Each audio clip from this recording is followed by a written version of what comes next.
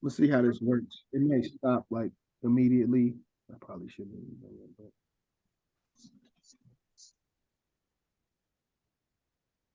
so far so good.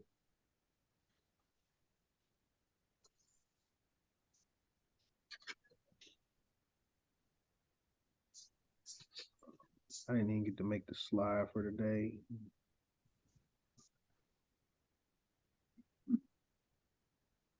Lesson 6 slide.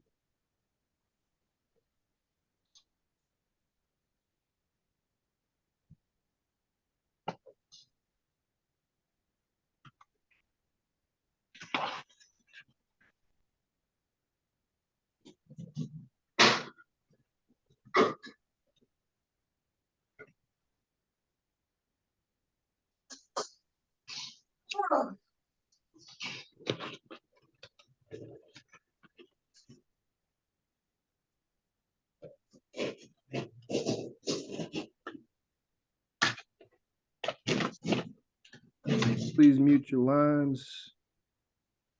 And I said all of that just to have you unmute them in just a moment. Stop.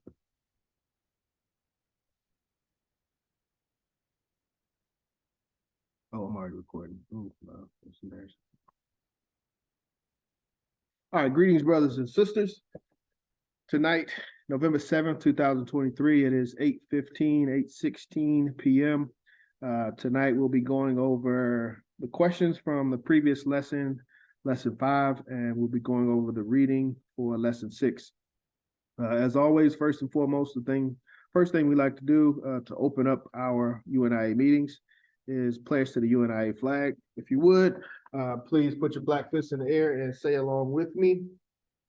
I commit my body, mind, and spirit to the protection, defense, and security of the red, black, and green. I dedicate my life to the redemption of Mother Africa and the liberation of her scattered black children. I accept for myself and my descendants the teachings of universal African nationalism. and I promise that our children will be instilled with the purpose and knowledge of themselves as African people, in order order that the cause of our struggle will neither neither falter nor fail until till all black people are free and united through one God, one aim, one destiny. Race first. Race first. Great job. Any questions? Any questions on last week before we get into this week's class? Any questions on previous lesson?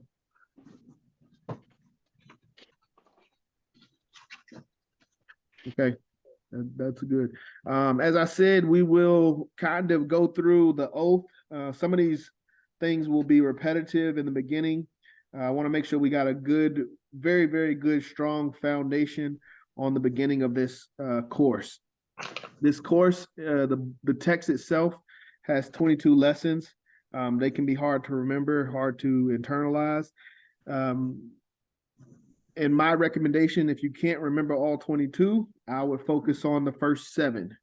And if you can't remember the first 7, I'll focus on the first 3. So we will repeat these lessons and make sure we go over these lessons, especially the beginning lessons, so that we have a good, strong foundation. One of the things, this won't be on the test, but this is something that we all should affirm, is the oath to the School of African Philosophy. So I'll read that, and when I complete, I'll ask everyone else to affirm that they agree. I, Brother John Hargrove, do solemnly swear before Almighty God that I have entered upon the instruction of the School of African. Well, matter of fact, I think it'd be a good idea to pass this around from class to class. So, Lady President, would you be the first? Can you read this? I, Sister Ebony, do solemnly swear before Almighty God that I have entered upon the instructions of the African School of Philosophy conducted by Marcus Garvey for no other purpose than to serve the Negro race through the Universal Negro Improvement Association and African Communities League, of which he is President General, and that I shall not use the knowledge so gained to promote or advance the interests of any other organization. I shall confine myself always to the service of the Universal Negro Improvement Association and work within the framework of the organization for any promotion I may desire for the improvement of my race. I shall never divulge or reveal any of these lessons I received to anyone, and shall never allow the lessons or records thereof to fall into the hands of anyone, and shall safeguard the same with my life from falling into the hands of other races.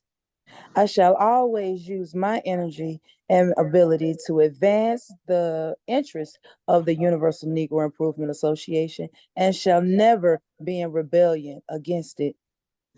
And to this I swear myself, my honor, and sacred trust, and should I fail this oath, may the just reward be meted out to me, so help me God. Thank you, Lady President. Excellent job. You're on mute. So we've got some questions from lesson 5. Then we'll do a recap of lessons, the previous lessons, and then we'll read lesson 6. I believe lesson 6 is a short lesson as well as lesson 5. All right, first question from lesson 5. What is God? What does Garvey say that God is? He is universal intelligence. Universal intelligence, absolutely. As we said last week, Garvey does have a patriarchal view of God.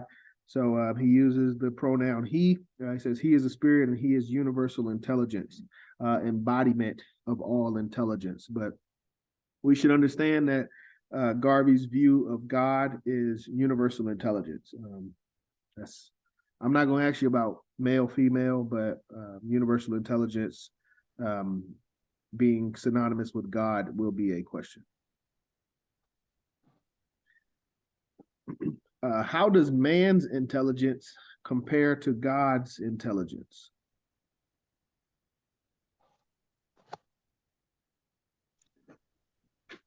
Man's intelligence is just a little piece of what God's intelligence is. Yes, sir. What were the 2 words that he used? Well, I think God is, yes, unitary. Unitary particle. Yeah, so unitary versus universal.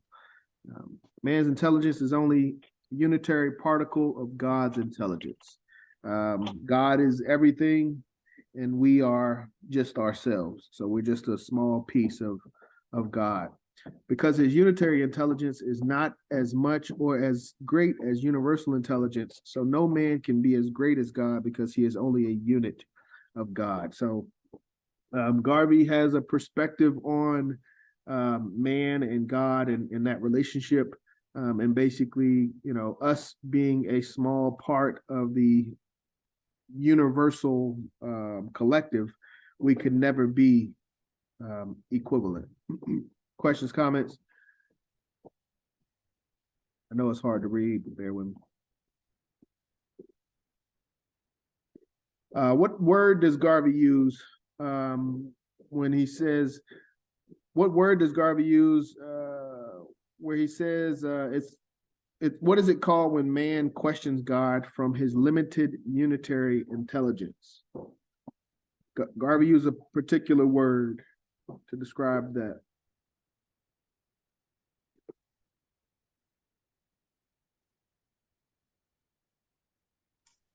What is it called when man questions God from our limited unitary intelligence? Presumptuous. Presumptuous. What does that mean? Um, you have some ideas that about how things are, which may lead you to act, I guess you can say. Yes. You know, at the end of the day, you think you know. We presume to know, but we really don't know.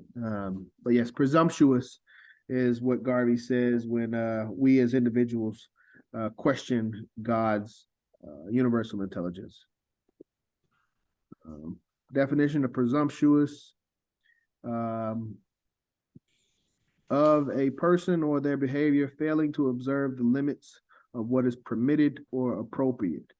Etymology is to take for granted boldness. So just understand that, you know, Garvey's position was unit versus universal. And there's no way that one piece of a universal collective can be equivalent. So we have to know our position, know our place in relation to the universal God. Number 4, what is the average number of years that men live before they die?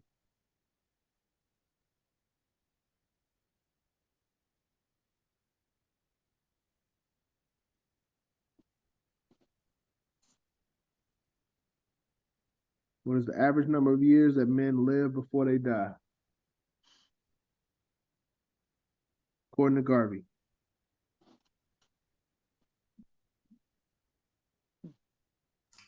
Well, doesn't Garvey, well, he says man never dies. Nothing dies. There you go. Yeah, so it's a bit of a trick question. But we should understand, and we talked about this a little bit at the end of the class last week. What is Garvey trying to communicate in this lesson that he calls God?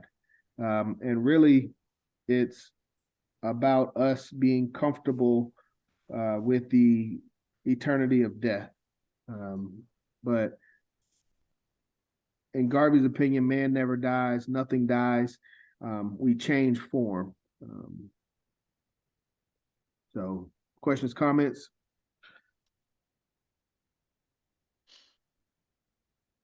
Yeah, it's a continuous process, circle of life, so to speak. We're in that process, and we should honor that process. It was others went through this process for us to be here. We'll have to go through that process for the next generation to survive. What does Garvey mean when he says, quote, we eat ourselves over and over again?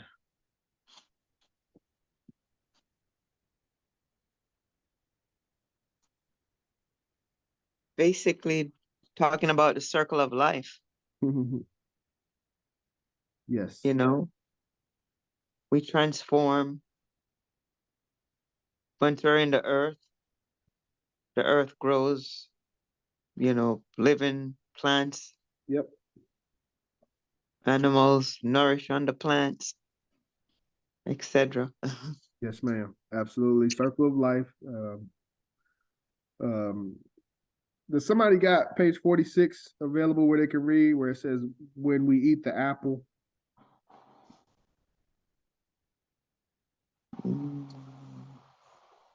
Yes. When we eat the apple, the banana, the fig, the cherry, the grape, when we drink the water, we are eating and drinking ourselves over and over again. Nothing is lost and nothing dies.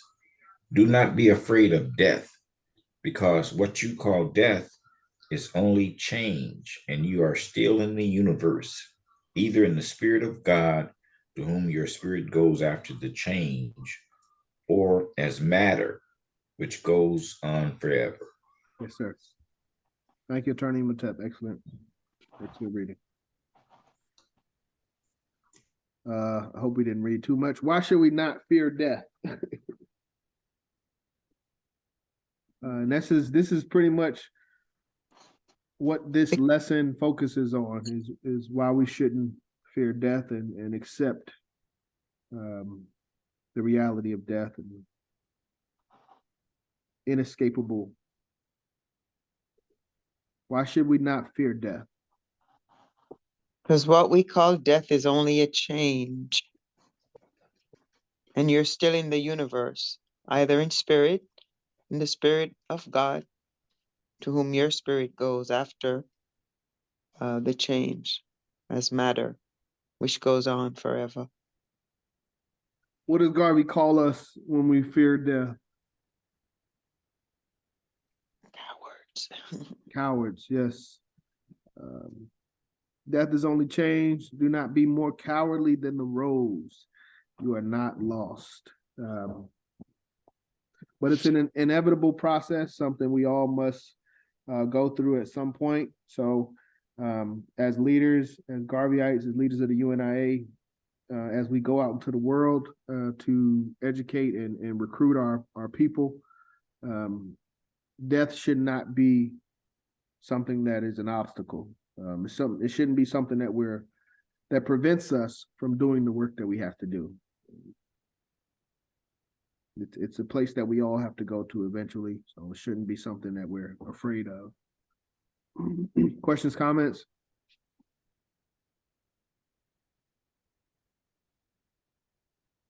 Okay, I think this is the last question I got for lesson 6. Why does Garvey say that death is fair and that we should not weep? Why does Garvey say death is fair?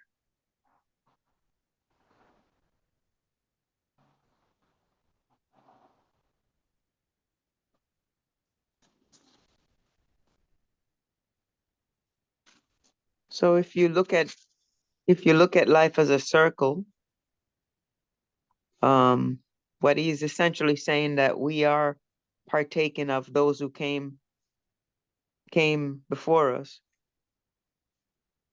Yes. And it's a journey that we all have to follow, must go.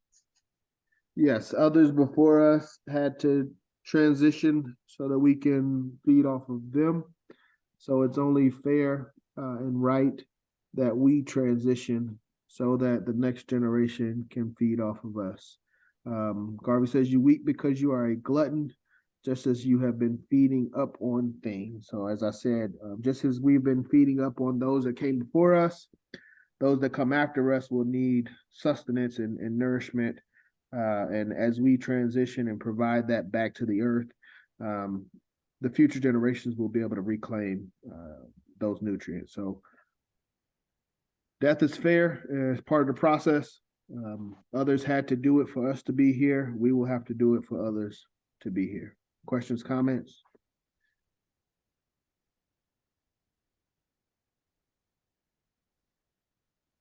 No questions, comments. Everybody good? Lesson 5.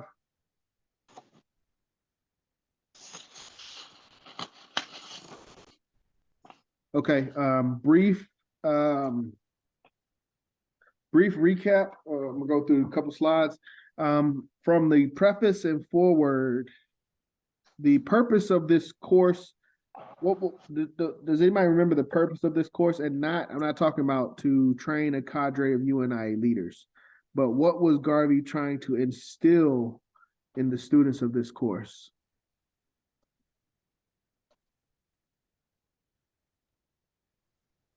He wanted his students to be like him. Understand? He wanted them to be like him. He wanted to make many Garveys. Marcus Garvey personified, yes, that is true, but it's something more fundamental that I'm looking for. It was mentioned twice in the foreword and the preface as far as what Garvey is trying to instill in the students of this course. It's related to a particular viewpoint. Maybe that was too much. Leadership. No.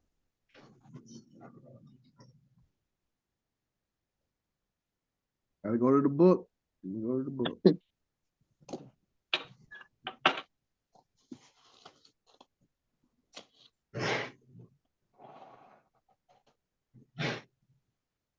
This is important. So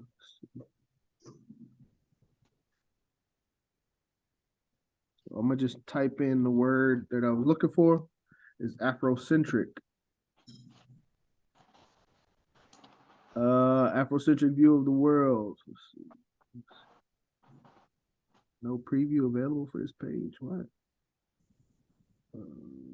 What? Hold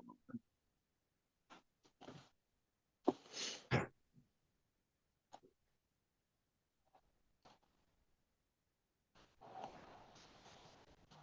Garvey's overriding concern was to develop within his organizers a fierce Afrocentric view of the world. He said it again. I feel like he said it again in the next page. Yeah. The course, reported Garvey, Boston Chronicle, after the interview with Garvey, would instill an independent outlook, a philosophy entirely Negroid. That's what I thought that was Afrocentric as well. But Afrocentric is the word I was looking for.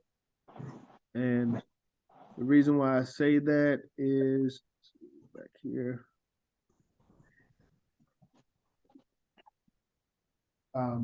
When you look at the world today, there's three major ideologies. There's a Eurocentric ideology, a Oriental or Asian centric ideology, and there's an Afrocentric ideology. The continents that are not represented here in North America, South America, and Australia, none of these continents, all of these continents have basically been colonized. There's no North American ideology. There is a quote unquote Western mentality, but we all know that that's just based upon European ideology. So the question is, which ideology will win? Will it be the Afrocentric view? Will it be the Eurocentric view? Or will it be the Oriental view?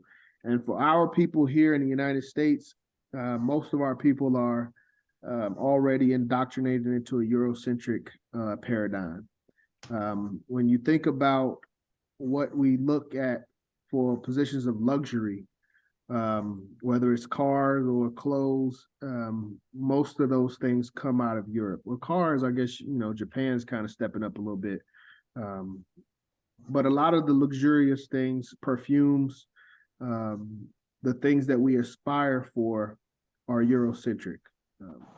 And that's something that we've been taught over the years. But part of the emphasis of this course is to develop within our people a fierce Afrocentric standpoint. So the African ideology must be the dominant ideology, and that is what we are promoting here. Questions, comments?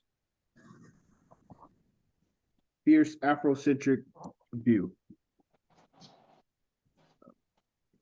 All right. Responsibility to the officers. Again, this is from the preface, just a reminder. This course is ours.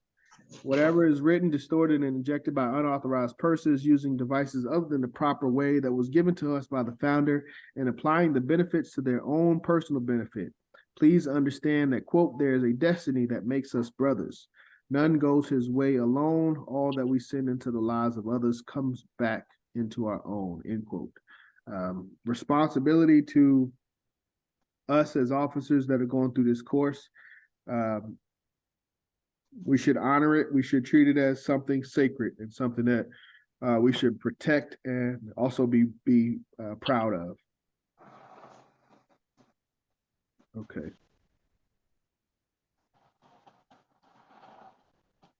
Recap of the foreword. Sister Diane, can you help me with this? Okay. The forward.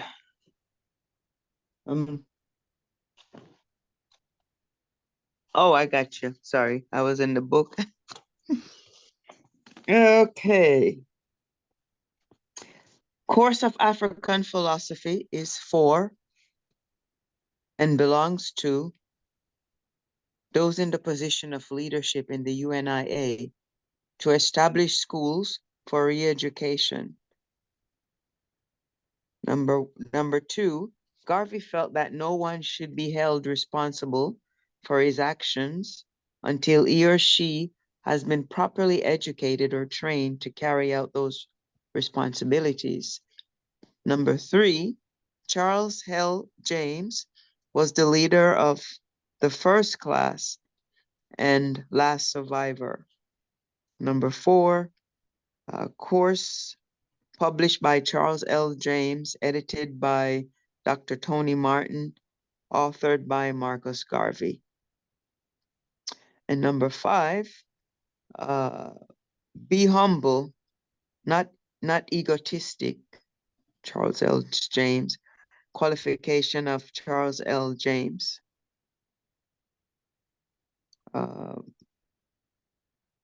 Office of Parent Body, traveled with Garvey, heard speeches, attended conventions, visited Garvey in prison, youngest VP in New York with over 40,000 members, Commissioner of New Jersey.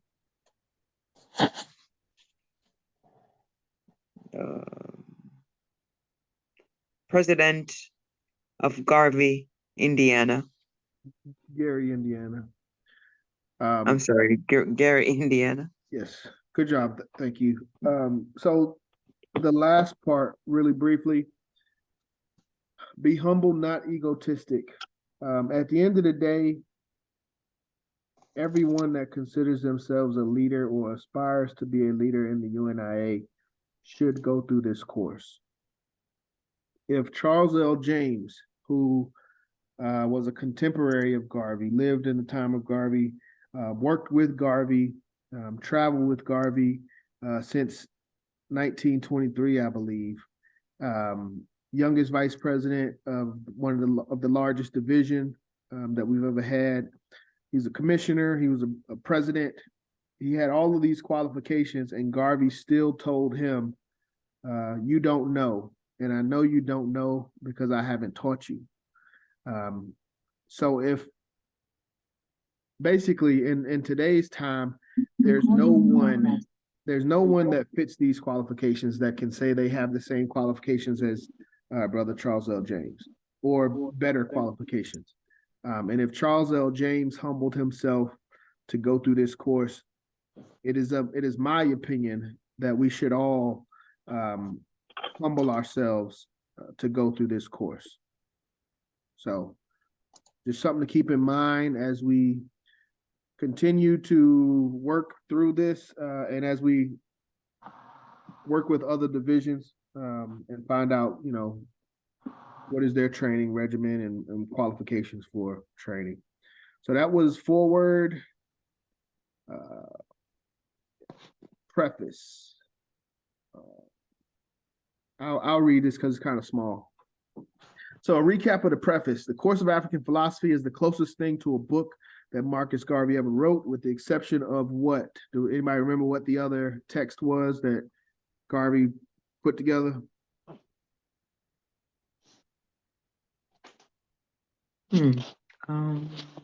Course of African Philosophy is the closest thing to a book that Marcus Garvey ever wrote, with the exception of what?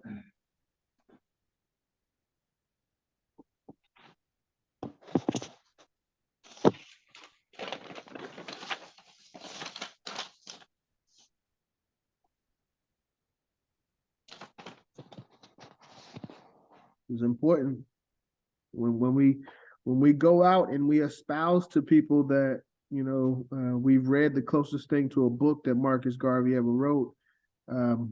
We have to know what is the other text. His poems. Yes.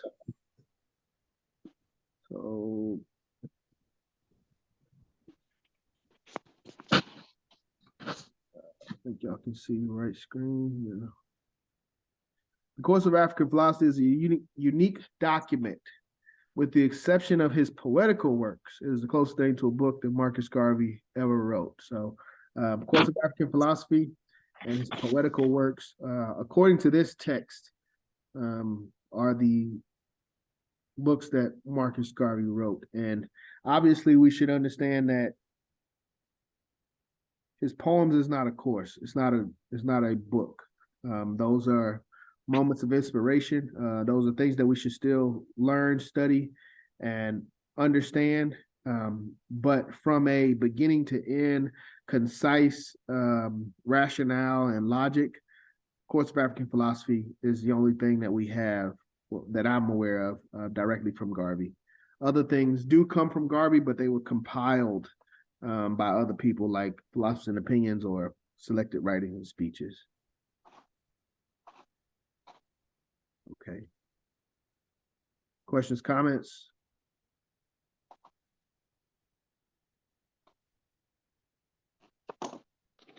Okay.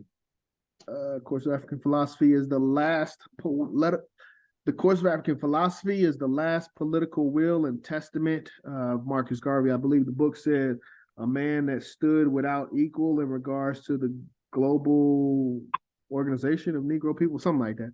But we should understand and we should walk away with the knowledge that Course of African Philosophy is the last political will and testament of Marcus Garvey. And if there's something else, then we should be aware of that. But from a political standpoint, from an organizational standpoint, these are our marching orders. These are our marching orders directly from Garvey. He had a personal will, and that, would go to his family, his wife and his children. But from a political standpoint, this text says that describes this book as Marcus Garvey's political will and testament. Garvey's life, he was born August 17th, 1887, transitioned June 10th, 1940, and he was in America for only 11 years, 1916 to 1927. And we should also know that he was incarcerated from 25 to 27. So he was in the United States for 11 years. Majority of the work that he did and what he's known for and given credit for took place in under 10-year span. So something to keep in mind. Course of African Philosophy is described as a distillation of a lifetime of organizational experience. So this is not Garvey in his 30s. This is not Garvey in his 40s. This is Garvey as a 50-year-old man, 50 plus, looking back on the lessons learned through all of his organizational prowess. But, yeah, we should take that as extremely valuable. If Garvey wrote something at the age of 35 and had a expectation or a plan, but then he wrote something else at the age of 50, me personally, I value what took place later on in life. It's like us, if you said you wanted to do something or you wanted to be something at the age of 25, and then you come back at the age of 50 and say, you know what, this is what I think where my time should be spent. When people come after you, well, I'm gonna just put this in my context. When people come after me, I hope that they would follow what I said when I was 50, more so than what I said when I was 25. And a great example of that would be like music. If you listen to a lot of your favorite musicians, listen to some of their later music versus some of their earlier music. And you should see a difference in the message. But I would argue that,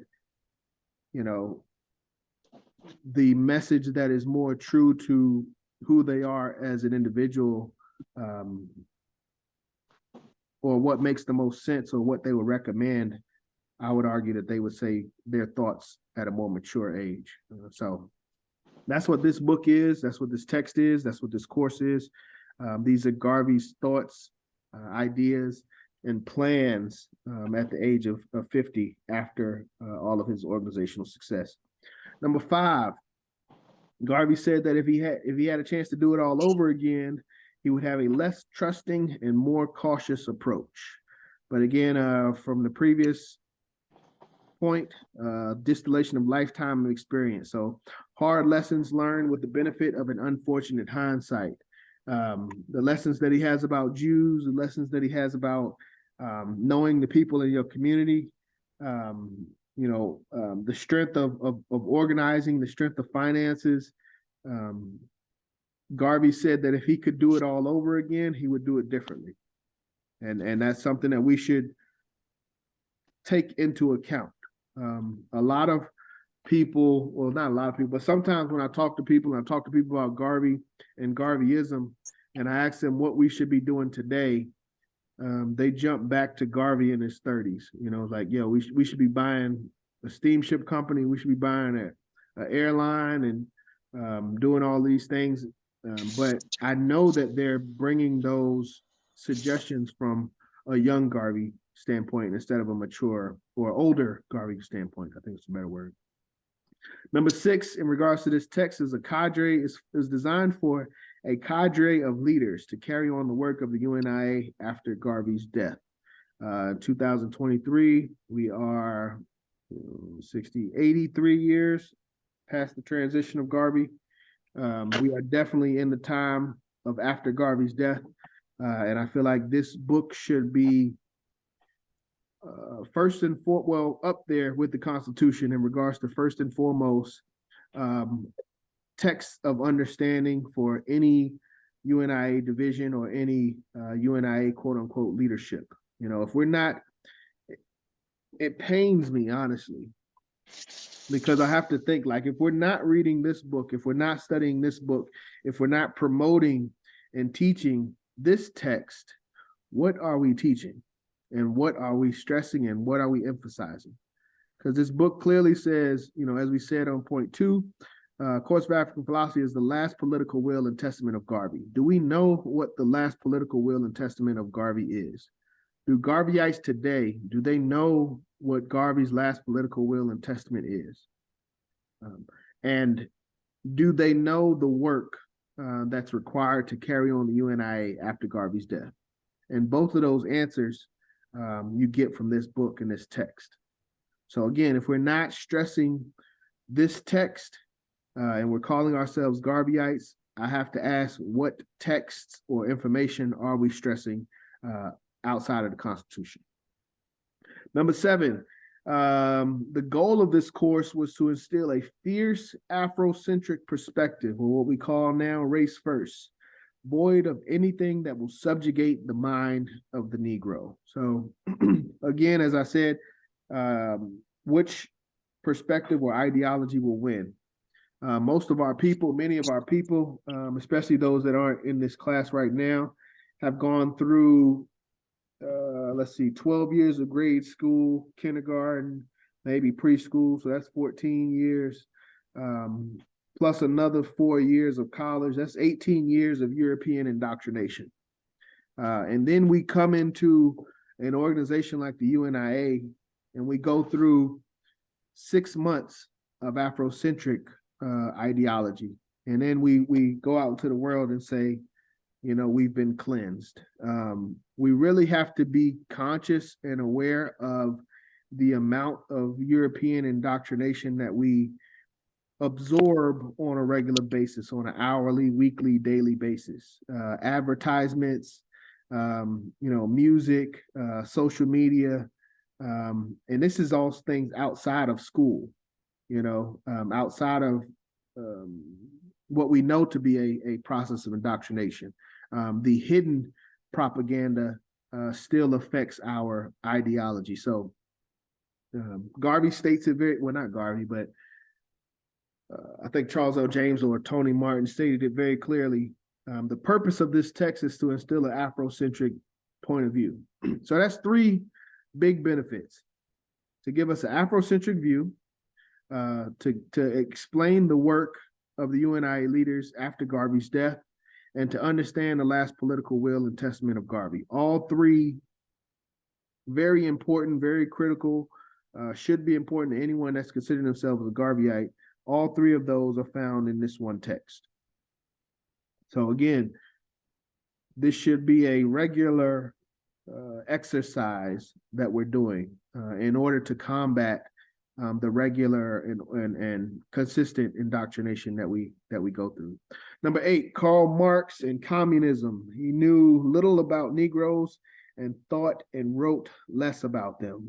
Not much. We'll have a whole lesson on communism. It's not my favorite lesson, but in essence, it's about understanding competing ideologies. And if it's not race first, if it wasn't created for us and by us, we should be hesitant of it. And at the end of the day, I mean, there really shouldn't be a need for it. If it's not something that we created, then it's probably not for our benefit. So if there is something that we like, something that we see benefit for, Garvey also said in lesson 1 that as the original man and woman and the creators of civilization, we have the right to recreate anything that we want. There's nothing new under the sun. So if we see a group, like NRA, for example, it makes sense. It's good to understand firearms. It's good to defend yourself. But this is a white organization for white people, created by white people. Why don't we create our own organization that does the same thing? So that would be our approach to anything, really, not just communism, but any European ideology that's promoted to benefit us as African people. Number 9, in regards to the Jews, Garvey had a duality of attitude of the Jews. He praised their solidarity and resented their power. We will be talking a lot about Jews throughout this course. In essence, I believe Garvey, not jealous of Jews, but saw the potential of the Jewish faith and how it could be applied from a racial standpoint. So if Jews can work together, because they're Jews, and keep their funds together and defend each other, why can't we as Black people do the same thing for our race? And what would our race look like, and what would the world look like if Black people really came together and showed a level of respect and dignity and commitment on a religious level like the Jews do? What would that look like? Number 10, new tone at the end of Garvey's life. So this is Garvey in his 50s again. It's a different tone. This is a text that he was able to write from a confidential conclave. This is not a speech that he gave in front of a crowd of people in public, where he has to be careful about what he's saying or careful of his audience or who he's speaking to.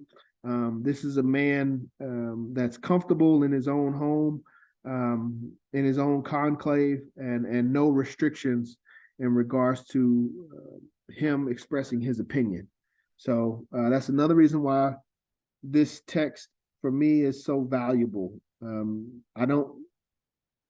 You don't get this perspective of Garvey anywhere else. Him at this age, him with this level of experience, and him with this level of freedom to really truly express probably some things that he's had on his heart for years. Insistent advocacy of discipline. That's something that was mentioned in the book. We have to do better with that as well. As leaders, that's the fundamental characteristic of leadership is discipline. We have to be able to separate the wheat from the tare, so to speak. And in order to do that, there has to be standards. And when those standards are not met, there has to be consequences or restrictions. But some form of discipline has to be there for us as leaders and for us to develop our race. And that's really what Garvey is talking about in this course, is the development of the race. And that starts with development of us as individuals. Number 11, a leader. Give me a second, y'all. I forgot to do my forgot to put this on Facebook. 2 seconds. I just hit the live button. I ain't even gonna put no description.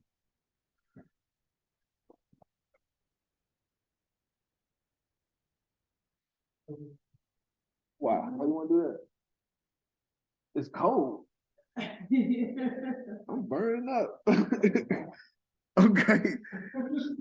11, a leader must master their shortcomings. The race must strive for excellence. Great individuals burn the midnight lamp. But again, this follows up on the previous note of discipline. There has to be a continuous process of development. Short and sweet, so anything that we have as shortcomings, we got to clean that up, and we must continually strive for excellence. Not only strive for it, but us as Garveyites, as leaders of UNIA, we've accepted the responsibility to not only do it, but to show that example to others.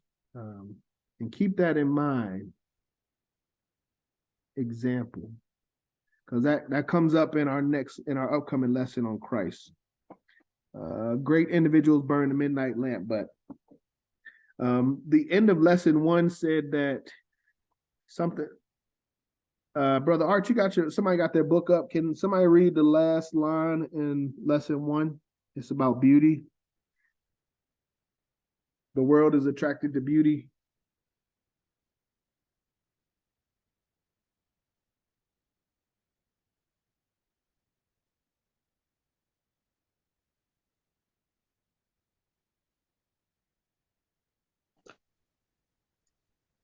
The world is attracted to beauty either in art or in expression. Therefore, try to read, think, and speak beautiful things. Yes, ma'am.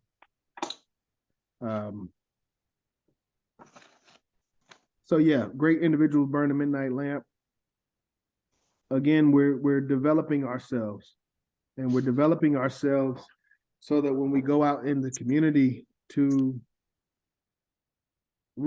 activate membership in the UNIA, we should be a beautiful example.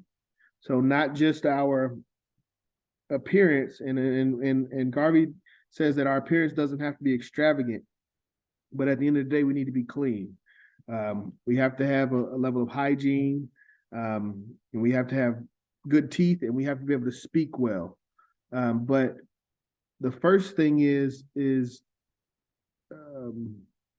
inundating your mind with knowledge and trying to absorb as much knowledge as you can, as Garvey explained in the first lesson, so that when we do share our thoughts, it is perceived as something beautiful.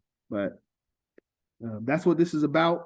It's about making our race beautiful, making our race be perceived as beautiful, and be beautiful through hygiene, through character, through intellect, and through elocution.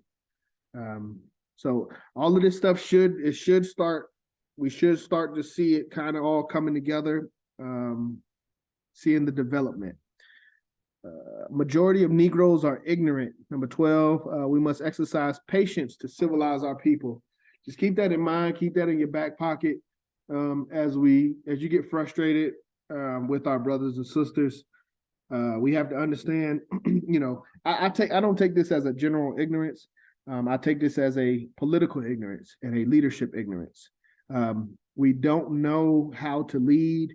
We don't know how to select leaders, and we don't know how to develop leaders. So we're ignorant from a leadership and political standpoint. That's just Garvey doesn't say that. He just says majority of Negroes are ignorant, but I added a caveat to it. 13, a college course of African philosophy was intended to be a college for the purpose of training leaders who are to supervise the work in different parts of the world. So again, just the importance of the course and who it's designed for. 14, intelligence rules the world and ignorance carries the burden, self-interested common sense, which the race seemed to lack. So again, that goes back to the ignorance, self-interested common sense. So one of the things that we're taught nowadays is to vote, and that's like our highest expression of individualism is to vote, but that's not true. Voting is a passive exercise. It is good to vote. It is good to know who you're voting for, but what's more difficult and more in line with Garveyism is developing yourself to be a candidate, and developing your community to be candidates, to be representatives, to be spokespeople for themselves and for their community. But that's what this is about. We as a people, we got tired of other people speaking for us. And we wanted to speak for ourselves. And Garvey realizes that, before we just jump out the window speaking for ourselves, let's develop ourselves intellectually as well as politically. Last one, I have given them all I know was one of the quotes. And the other quote, I'm trying to make everyone a Marcus Garvey personified. So that's what Garvey said in regards to this text. Let me see. All right. Lesson 1 teaches us to read, study, and write history. Garvey says, quote, read history incessantly until you master it, primarily the history of man. You can only make the best of life by knowing and understanding it. To know, you must fall back on the intelligence of others who came before you and have left their records behind, end quote. So that's part of the importance of history is basically getting a mind getting a mindset that is comprised of multiple lives. So in 2023, we can study Garvey, we can study Elijah Muhammad, we can study, Malcolm X, Nat Turner. We can study all of these individuals and have a collective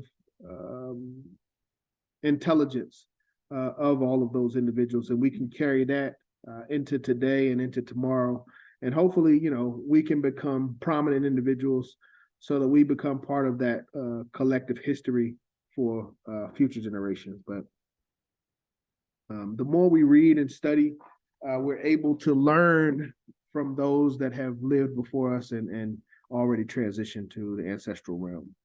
Number 2, education is the medium by which a people are prepared for the creation of their own particular civilization. Very important. And as I said earlier, when we talk about the indoctrination of Eurocentric ideology, we have to question what education have we been given, and the education that we have been given, what is that meant to benefit? Is that meant to benefit Africans? Is that meant to benefit the African race, the African continent? Or is our education meant to benefit Europeans, European ideology, and European materialism, or Oriental? But I think we can stick with European and Afrocentric for the most part. And the advancement and glory of their own race. So there's no way a European education system can prepare us for the advancement and glory of our own race. That's something that we have to take responsibility and ownership for immediately. And that's what Garvey did in 1937. Number 3, master the language that you speak. We can't project beauty if we don't know the words that we're trying to say, if we're stumbling over our words. So we have to master the language that we speak. Number 4, build and protect your private library. It's self-reliance. It's your responsibility to have the information that you need when you need it. And the best way to do that is to secure your information. Garvey said, as soon as you lend out a book to someone, that's going to be the book that you need. And they're not going to, the person that you lent it to probably won't give it back to you. So we have a responsibility to protect our own databases. These are, this is lesson 1. This is basically a huge source for the individuals that we're trying to be. So we have to protect that source, protect your books, and protect your lessons. 5, read 4 hours a day. Garvey recommends before bed, to read before bed so that the knowledge gets into your subconscious. And he also says read a chapter of the Bible every day. I never saw Garvey mention worshiping the Bible or anything like that. He is Christian, and that'll come out a little bit later. But when he was talking about reading the Bible, this related to the first point: read and study and write history. Whether we like it or not, for thousands of years, the Bible was the dominant and in some places the only form of written literature. So it's not for us to agree or disagree, but for us to have a level of understanding, again, going back to that word of indoctrination. This text has been around longer. It has impacted more communities than any other text in the world, in my opinion. So even if we don't value it, we should know it. 6, associate with people you can learn from. Quote, never go down in intelligence to those who are below you, but if possible, help to lift them up to you, and always try to ascend to those above you. Be careful of our surroundings and our peer groups. We should be pulling people up.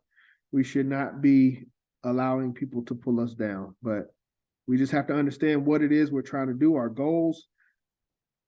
We're trying to lift up the entire race. And we got to be careful of who we are, what we're trying to do, and the impact that we're trying to make. And we can't fall victim to a group of individuals that don't have that mindset and may unconsciously pull you back down. Number 7, study and speak of the greatness of the Negro race throughout history. That's what this is about. Garvey says, without confidence, you are twice defeated. With confidence, you have won before the race has even started. A big part of having confidence is knowing where you come from, knowing what you come from, and knowing what you have created as well as endured. So know your history, know what your ancestors have done, the greatness of our people, and that should give you some confidence in today's time. Number 8, Black is the oldest race. And number 9, the Negro having claim to the cross. So those are some of the takeaways from lesson 1. Quote from lesson 1, summary quote, never forget that intelligence rules the world and ignorance carries the burden. Therefore, remove yourself as far as possible from ignorance and seek as far as possible to be intelligent. Lesson 2, to lead suggests that you must have followers. For others to follow you, you must be superior to them in the things that they must follow you for. Superiority always being a step ahead if we claim to be leaders or we want to be leaders. Number 2, a leader must have personality, must be clean cut in his appearance as not to be criticized. Leaders must be self-possessed, confident, feeling self-reliant. Some of the characteristics of leadership. But that presentation of beauty, that's a requirement per this lesson, so per this course. Number 3, be known in your community and organization. And Garvey talked about who to be known by. He mentioned government officials, doctors, lawyers, church officials as well, but the decision makers in the community. We should be known by them first and foremost, but I believe in the end, we should be known by all of our people because we're representing our people. Number 4, lesson 2 talked about race unity. Number 0.5 talked about race purity. And number 6, which I pulled from the Philosophies and Opinions, is quote in there, leadership means everything, pain, blood, and death. Lesson 3, aims and objects of the UNIA. We got to confirm this because, as I said, when we went through this, I believe our current UNIA removed one of the aims and objects of the UNIA. So in Garvey's time, we had 11, but I believe currently we have 10. Civilize the backwards tribes of Africa is how it was written. That was removed. Now we have 10 aims and objects. We should all know these as leaders, as Garveyites, do our best to commit them to memory. But these are our, in addition to the last will in the Testament, these are our marching orders. For me, when I came into the UNIA and I saw these aims and objects, I knew I was in the right place because these are in alignment with my desires. So And I don't see anything here that's missing. So I feel like, yeah, it's just my personal opinion. But at the end of the day, aims and objects, we should know them, foundational, fundamental. I could almost say there is no UNIA without our aims and objects. What was the UNIA created for? It's the aims and objects. Number 2, UNIA property held in trust for the Negro race. Garvey shuns private ownership. Number 3, the culmination of all the efforts of the UNIA must end in independent nationalism on the continent of Africa. Independent nationalism. I don't know if it was independent Negro nationalism, but when we say one aim, that's what I get when I hear one aim. The one aim is the culmination of all the efforts of the UNIA must end in independent nationalism on the continent of Africa. So we're looking for a sovereign territory on the continent of Africa that we can use as the capital and the base of operations for all Africans throughout the diaspora. But Garvey felt, and I feel, I agree, that base of operations has to be on the continent of Africa. There's really no other place that's feasible for a base of operations for the African diaspora. The only protection is to have your own government. Lesson 4, briefly, speak clearly and loud enough. Lesson 4 was titled Elocution. Speak clearly and loud enough for your audience to hear you. They don't hear you, you're not making an impact. Clearness of thought. Your head and your heart have to be in alignment.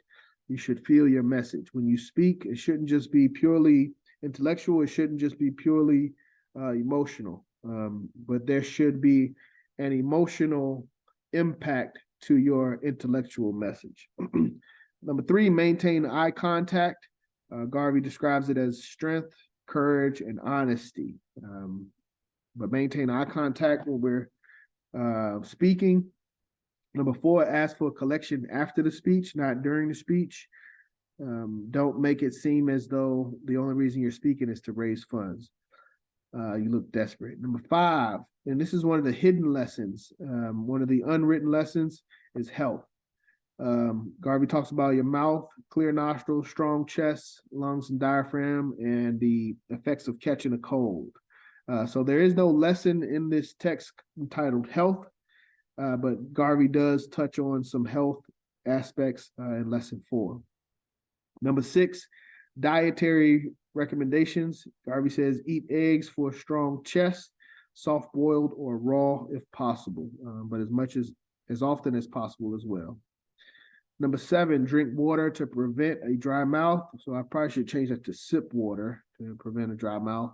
Number 8, practice in private. You are the expert to your audience. So don't fear your audience. You are the expert. You're the subject matter expert. It shouldn't be anyone in the audience that knows more about what you're saying than you do. Number 9, do not be called to speak after 9:30 p.m. And tired is like hungry. When people are tired, it's like them being hungry. Basically, they have higher physical priorities than sitting and listening to somebody. So if somebody's starving, they don't want to hear you for an hour speech. If somebody's tired, they don't want to hear you for an hour speech. So try to avoid that by not being called to speak after 9:30 p.m. Number 10, audiences will remember your mistakes. If they don't remember anything else, they will remember your mistakes. Number 11, speaker's goal is to hold the attention of the audience, do not offend, and a good speaker is a natural leader. Questions, comments? 9:20, we're going to be late today. Touched on it. I was going to ask a question where he talks, about presentation and, I was going to ask if there was anything in the philosophies regarding physical health. Does he talk about diet or exercise? Does he get into hygiene too?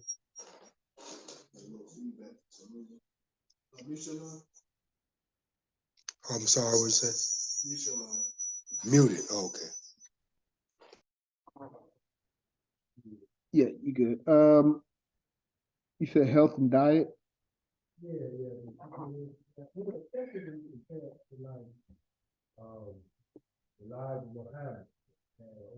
Yeah. Yep. Honestly, that is one of the areas where we are deficient as a government compared to other organizations. Is our dietary plan, health, and exercise. The only thing Garvey kind of covered most of his health stuff in this lesson. The only other thing that he talks about that I didn't mention was a weekly purgative. So purge your system once a week.